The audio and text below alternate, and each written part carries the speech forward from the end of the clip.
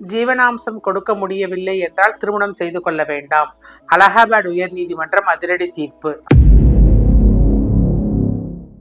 கணவருக்கும் மனைவிக்கும் இந்து திருமண சட்டத்தின் கீழே திருமணம் நடைபெறுது. அவங்களுக்குள்ள பிரச்சனை வந்துடுது. அவங்க பிரிஞ்சு போயிடுறாங்க. மனைவி இன்ட்ரியம் மெயின்டெனன்ஸ் கேட்டு வழக்கு தாக்கல் செய்கிறாங்க. வழக்கை விசாரிச்சுட்டு ஃபேமிலி கோர்ட் என்ன சொல்லுது அப்படின்னு சொன்னால், எனக்கு மனைவிக்கு மாதம் 4000 ரூபாய் ஜீவனாம்சம் கொடுக்க சொல்லி கணவருக்கு உத்தரவிட்டுடுது.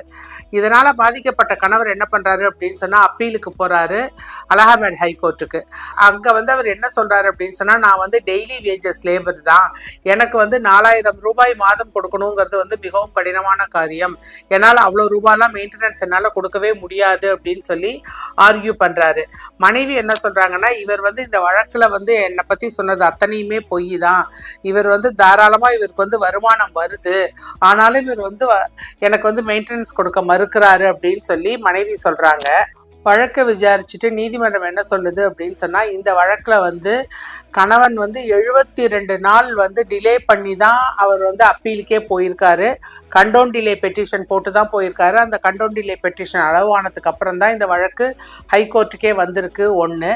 ரெண்டாவது இந்த வழக்கில் கணவர் என்ன சொல்லியிருக்காருன்னா, மனைவி அடல்ட்ரியில் இருக்கிறாங்க, அவர் இன்னொருத்தவங்களோட இருக்கிறாங்கங்கிறதையும் சொல்லியிருக்கிறாரு.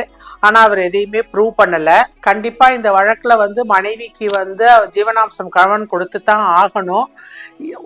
கணவனால ஜீவனாம்சம் கொடுக்க முடியல அப்படின்னு சொன்னா அவர் திருமண பந்தத்துக்குள்ளேயே வரக்கூடாது அப்படிங்கிறத இந்த வழக்குல அலகாபாத் நீதிமன்றம் தெளிவா மக்களுக்கு எடுத்து சொல்லி இருக்கு.